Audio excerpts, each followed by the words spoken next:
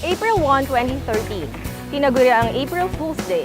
Kumalat ang masamang balita na maraming namatay sa ilang mga resorts dito sa Bulacan sa pagkakuryente habang naliligo sa wave pool. Di umano, tinatayang mahigit 40 katao ang namatay at ang panlolokong ito ay kaagad kumalat sa loob at labas ng ating lalawigan.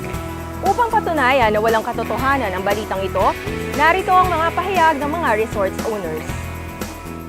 Nalungkot kami doon sa kaganapan na napamalita na dito sa Bulacan, maraming namatay, maraming nalunod because of waves.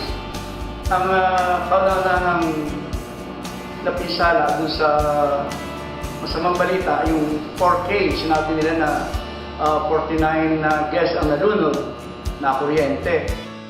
Yung kung sinasabi namin na kuryente, mahirap pong mangyari. Ang una po sa lahat, wala pong pagkukunan wala pong poste na malapit o wala pong wire na malapit po doon.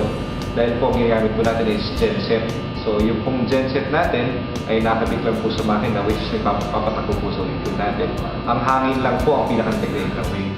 100% na safe ang mga wave pools natin dito sa Bulacan. At the same time kami ay contractor ng mga wave pools.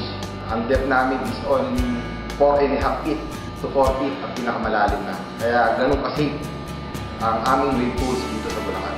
Actually, wala naman talagang electricity na nakapaloob mismo sa water natin, sa tubig. At same time, yung electricity natin is meron kami tinatawag na wave chamber na may distance naman sa tubig na nakalayo talaga siya. Kaya masasabi namin talaga siya na safe. Halos lahat ng wave pools dito sa Bulacan kami nakagawa ng Jan Pool Construction, pool waves. Sa amin po dalawa nga po ang wave pool namin. Ang nagpapagana lang po naman dun sa wave na yan, hangin, blower na malalaki. Kaya na po, wala pong katotohanan na nangyaring meron pong nakakamatay ng wave. To be exact kasi, yung chismis kasi na kumakalat about wave pools, wala pong wave pool ang Villa Lorenzo Resort. So napaka-imposible po na meron pong magkaroon po ng aksidente sa amin, about wave pool accident. Sa kabila po nung mga nangyari pong chismis na kumalat, totoo, patuloy po pa rin po ang Villa Lorenzo na magbibigay pa po ng kasiyahan o mga pakulo sa loob ng resort namin, party, para dumayo pa po kayo sa amin, makisaya. Parang black propaganda lang po yun. So hindi po kami niniwala kasi hindi po siya totoo. So iniimbitahan ko po kayo na sana mag-swimming sa Amana Water Park.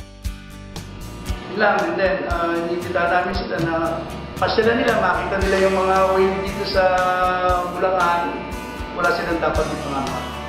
Kaya very safe po ito. Ngayon pa man din po sa iba pang mga wave pool natin, very safe po talaga wave pool ng Bulacan. Marapat lamang na alamin natin ang katotohanan sa likod ng bawat balita. Gayun din, naway iwasan natin ang magpakalat ng maling impormasyon lalo't marami ang maapektuhan. Ito po si Lorely Torres para sa Galing Bulacan.